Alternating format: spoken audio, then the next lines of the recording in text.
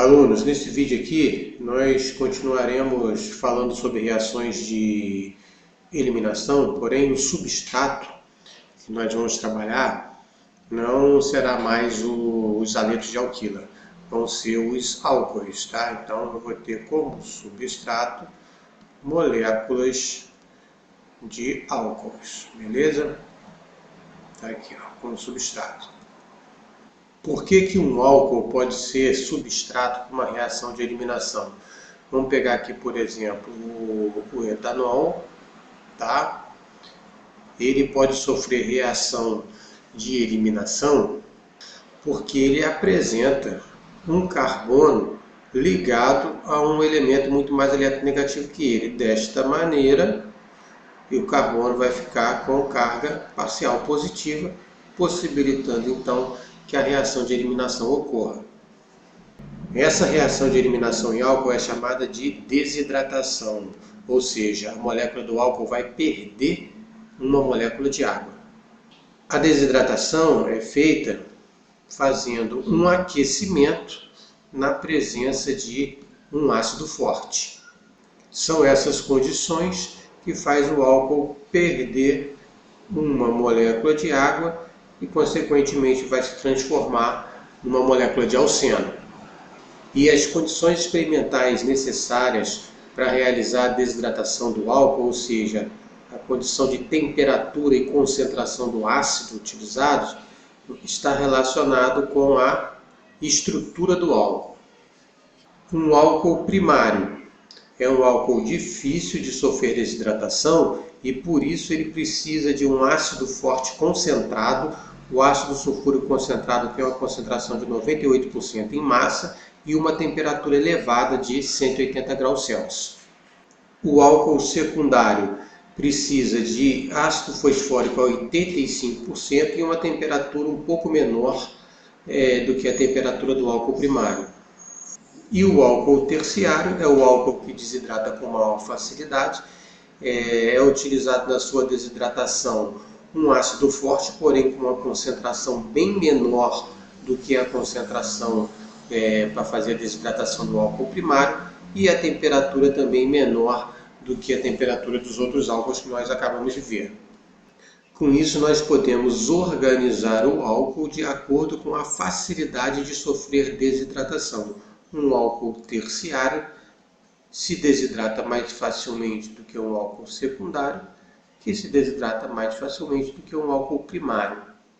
Os álcoois primários se desidratam por um mecanismo de eliminação bimolecular, ou seja, o mecanismo é 2, enquanto que os álcoois secundários e terciários se desidratam por um mecanismo de eliminação unimolecular, ou seja, o mecanismo é 1. Vamos acompanhar aqui o mecanismo de eliminação bimolecular na desidratação de um álcool primário. Um álcool é chamado de primário quando a sua hidroxila estiver ligada em um carbono primário, como esse daqui, ó. Na primeira parte desse mecanismo ocorre a protonação da hidroxila, que ocorre quando o oxigênio da hidroxila utiliza um par de elétrons para fazer uma ligação com o hidrogênio do ácido. Consequentemente, essa ligação aqui vai se romper e vai ficar com o restante do ácido, tá? Formando o que nós chamamos de base conjugada. Aí aqui nós temos o álcool protonado. O álcool protonado é quando o oxigênio da hidroxila está ligado a um hidrogênio a mais e, consequentemente, ele apresenta uma carga positiva. Na parte seguinte deste mecanismo, a base conjugada formada lá em cima, ela vai utilizar o par de elétrons dela para fazer uma ligação com um hidrogênio do carbono vizinho ao carbono que está ligado ao oxigênio. Esse par de elétrons do carbono com o hidrogênio vai se transformar numa ligação π entre esses dois carbonos, o que a gente chama de alfa, que está ligado à hidroxila, e o carbono beta, que é o carbono vizinho. Finalmente, nós formamos o alceno com a ligação π entre o carbono alfa e o carbono beta. Formamos também uma molécula de água porque o rompimento desta ligação, ó, faz a eliminação da molécula de água. E o ácido forte utilizado aqui no início, ó, foi produzido novamente. Por isso que podemos chamar essa reação de reação catalisada por ácido. O ácido foi consumido durante o processo, mas no final ele é produzido novamente. Agora veremos como funciona o mecanismo de eliminação unimolecular na desidratação de álcoois secundários e terciários. A primeira etapa é bem parecida com o mecanismo anterior. Vai ocorrer a protonação da hidroxila, então o oxigênio da hidroxila vai utilizar um par de elétrons livres para fazer uma ligação com o hidrogênio do ácido.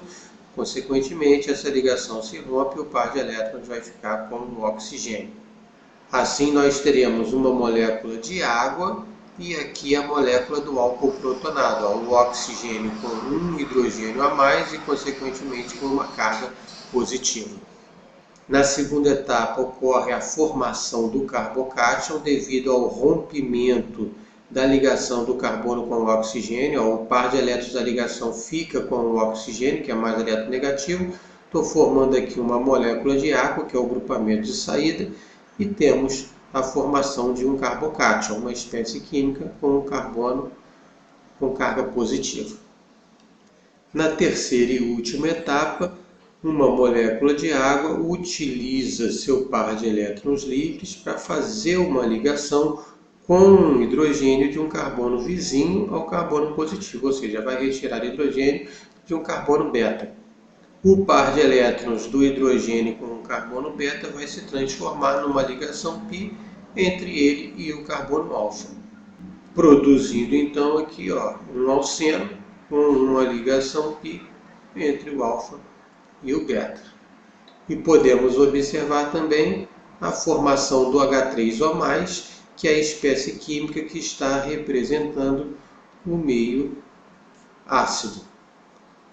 Novamente, eu posso falar que essa reação é uma reação catalisada por ácido, porque aqui, ó, eu tenho o ácido sendo consumido na primeira etapa e na etapa final o H3O+ foi formado novamente.